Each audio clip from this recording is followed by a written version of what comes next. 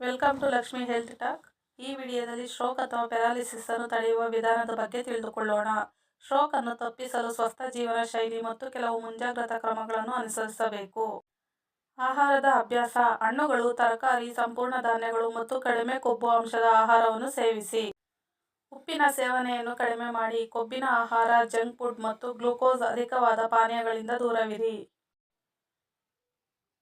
ವ್ಯಾಯಾಮ: ದಿನಕ್ಕೆ ಕನಿಷ್ಠ 30 ನಿಮಿಷದವರೆಗೂ ಶಾರೀರಿಕ ಚಟುವಟಿಕೆ ಮಾಡಿ.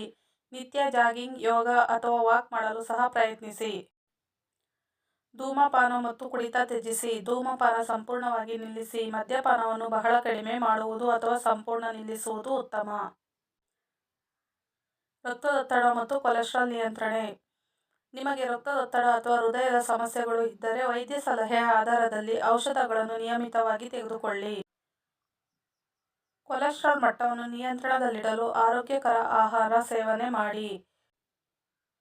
ತೂಕ ನಿಯಂತ್ರಣ: ಶರೀರ ತೂಕವನ್ನು ಆರೋಗ್ಯಕರ ಮಟ್ಟದಲ್ಲಿಟ್ಟುಕೊಳ್ಳಲು ಪ್ರಯತ್ನಿಸಿ. ತೂಕ ಹೆಚ್ಚಾದರೆ ಅದು ಸ್ಟ್ರೋಕ್ ಅಪಾಯವನ್ನು ಹೆಚ್ಚಿಸುತ್ತದೆ.